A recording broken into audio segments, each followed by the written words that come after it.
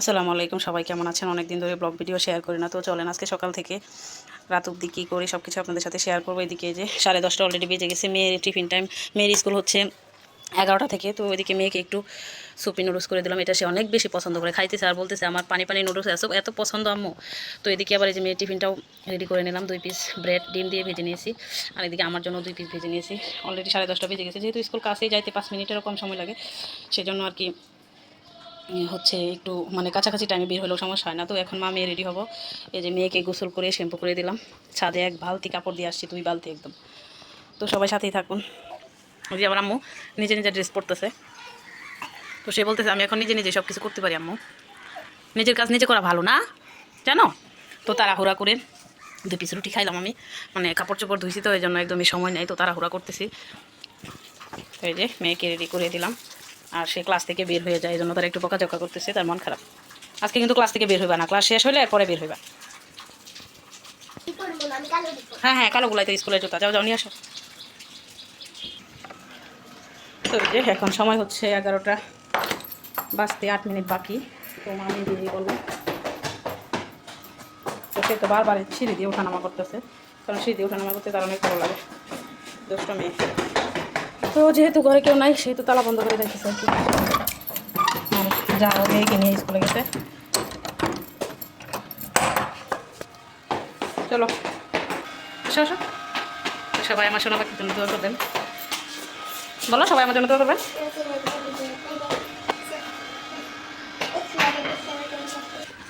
তো এই তো চলে যাচ্ছে স্কুলে। তো অনেক বাচ্চারা স্কুল থেকে আসতেছে, আবার অনেকে যাইতেছে। যাদের ডে শিফট তারা হচ্ছে 11টায়, আর মর্নিং শিফট যারা তারা আর কি 8:30 9:30 এরকম টাইমে স্কুলে যাচ্ছে। তো এই তো স্কুলে চলে আসলাম। মর্নিং শিফটের বাচ্চাদের ছুটি হয়ে গেছে, ক্লাসে চলে আসলাম। তো মেয়েকে নিয়ে আসলাম স্কুল থেকে, আইসা প্রচণ্ড ক্ষুধা পেয়ে গেছিলো, তারপর একটু মুড়ি মাখা করে খাইলাম। এদিকে আবার এই যে খিচুড়ি রান্না করবো, সাথে একটু গাজর আর সিম দিলাম, কষাইতে দিয়েছি। আর এদিকে যে চালটা ধুয়ে রেখেছে, অল্প চাল দিয়েছে, 1 পট চাল। এদিকে এই যে 2 মেয়ে খেলা করতেছে, 2 বোনে খেলা নিয়ে ব্যস্ত। তো আজকে আবার রোদ উঠছে অনেক, দেখেন রোদ আসছে, প্রচণ্ড রোদ। তো এখন আর ঠান্ডা নাই, একদমই কমে গেছে। ছাদে কাপড় চোপড় দিয়ে আসছি বালতি পরে। তো স্কুল থেকে এসে ভোরকাটা একটু বারান্দায় রেখে দিয়েছিলাম ঘাম শুকানোর জন্য, এখন গুছিয়ে রাখবো। তো সবাই সাথেই থাকুন, সারাদিন কী করি না করি। তো দীর্ঘ অনেক দিন পরে হচ্ছে জানালা খুললাম, সব জানালা খুলে আলো বাতাস নিতেছি, কারণ এতদিন তো অনেক ঠান্ডা ছিল। ওই যে সিম গাজর কষানো হয়ে গেছে, এখন চালটা দিয়ে দিবি। পোলাওয়ের চাল দিয়েছি কিন্তু অবশ্যই, আশা করছি টেস্ট হবে। তো চালটা ভাজা ভাজা হয়ে গেছে, এখন এই যে গরম পানি দিয়ে দিব পরিমাণ মতো, যদিও পোলাওয়ের চাল অত পানি দেওয়ার প্রয়োজন নাই।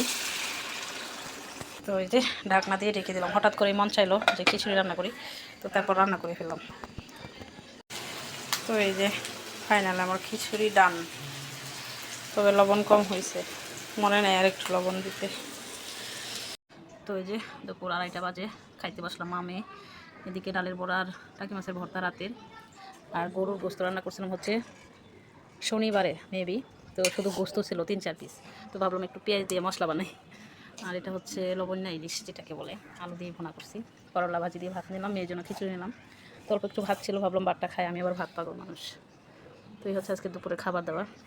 আর ওই যে দেখেন আমার মেয়ে, সে মোবাইলে বাবু দেখবি, আমি বাবু দিব না, সেই জন্য সে রাগ করছে। তাদের আসো না, তো সবাই সাথেই থাকো।